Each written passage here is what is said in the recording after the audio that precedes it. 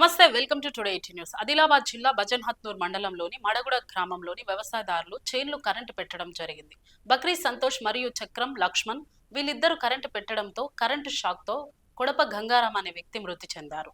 మృతునికి భార్య, ముగ్గురు పిల్లలున్నారు. పంచనామా చేయించి మృతదేహాన్ని కుటుంబ సభ్యులకు అప్పగించిన సిఐ రమేష్, బజన్హత్నూర్ ఎస్ఐ అప్పారావు.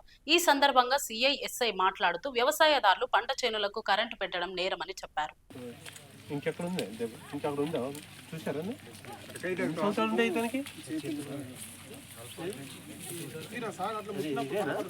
ఇది దెబ్బలే అవి కాయ కాసిన దెబ్బలు అవి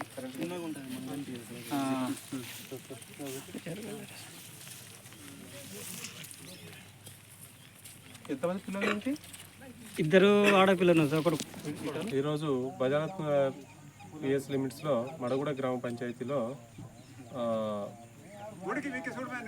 కొడప గంగారాం అనే వ్యక్తి నిన్న సాయంత్రం పొలం పనుల గురించి అతని పొలం దగ్గరికి వెళ్ళడం జరిగింది. తిరిగి ఇంటికి రాలేదు.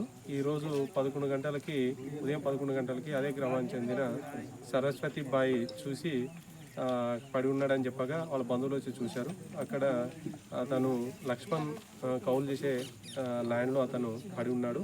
దాని పక్కనే అతని వైరు కాలుకి తాకి ఉన్నది. ఇది కరెంట్ షాక్ వల్ల చనిపోయినట్లు ఉన్నదని పోలీస్ స్టేషన్లో దరఖాస్తు ఇవ్వగా కేసు నమోదు చేసి ఈరోజు ఇక్కడికి రావడం జరిగింది. ఈ విషయంపై కేసు నమోదు చేసి దర్యాప్తు చేస్తాము.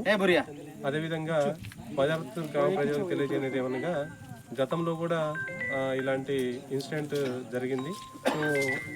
న్యూస్ పేపర్ ద్వారా విలేజ్లో టామ్ ద్వారా కూడా తెలియజేయడం జరిగింది. చాలామంది రైతులు ఈ అడవి పందులు తర్వాత అడవి జంతువుల వల్ల పంట నాశనం అవుతుందని చెప్పేసి ఇలాంటి పనులు చేస్తూ ఉంటారు.